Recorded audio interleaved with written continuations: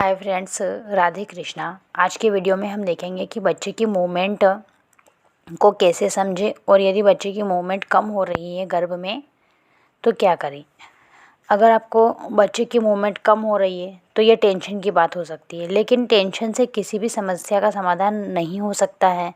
अगर बच्चे की मूवमेंट कम हो रही है तो पहले ये क्लियर करना होगा कि क्या वास्तव में बच्चे की मूवमेंट कम हो रही है या ये हमारा वहम है। क्योंकि कई बार हम समझ नहीं पाते हैं कि बच्चा मूवमेंट कर रहा है या नहीं कर रहा है, क्योंकि बच्चा गर्भ में सोता भी है और कभी कभी उछलता और हलचल भी करता है।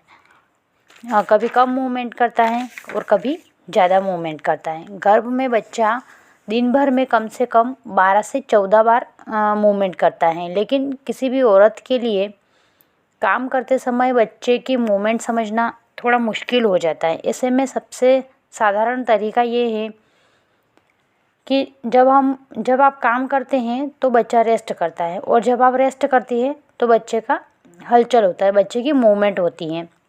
यह कुदरत का नियम है और इसी आदत की वजह से जब बच्चे पैदा होते हैं तो वो रोते हैं और उनको चुप कराने के लिए गोदी में हिलाते हैं या पालने में सुलाते हैं तो बच्चे सो जाते हैं, क्योंकि उनको अंदर वाली फीलिंग होती है। जब आप चलती है तो बच्चेदानी का पानी हिलता है, गर्भ में बच्चेदानी का पानी हिलता है तो बच्चा सो जाता है, और जब आप रेस्ट करती हैं तो वो बच्चेदानी का पानी स्थिर हो जाता है, वो पानी हिलना बंद हो जाता है तो बच्चा मूवमेंट करने लग जाता है। और मूवमेंट के लिए लेकिन इस मूवमेंट के लिए हमारे शरीर में ताकत होना भी ज़रूरी है। तो जब भी आप खाना खाती हैं तो बच्चे तक वो खाना पहुंच जाता है। तो ऐसे में खाना खाकर थोड़ी देर रेस्ट करें, कम से कम 1 घंटा।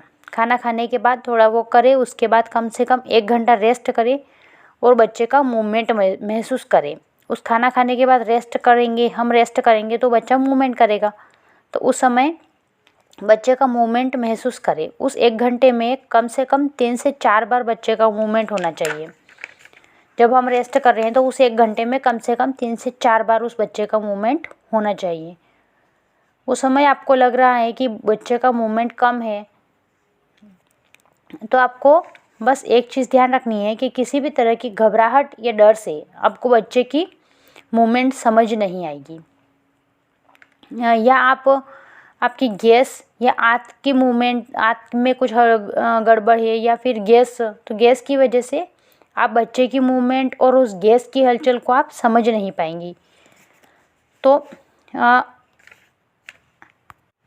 आपको उस समय घबराना नहीं है, टेंशन नहीं लेना है और अपने रिलैक्स होकर के अपने बच्चे की मूवमेंट को महसूस करना है। लेकिन अगर उसके बाद भी आपको 1 घंटे में बच्चे की मूवमेंट 3 से 4 बार महसूस नहीं हो रही है या कम महसूस हो रही है, या आपको किसी भी प्रकार का कोई भी संदेह है, तो आप लापरवाही ना करें, एक बार अपने डॉक्टर से संपर्क कर लें। तो आपको पता चल जाएगा कि आपका बच्चा ठीक है या नहीं।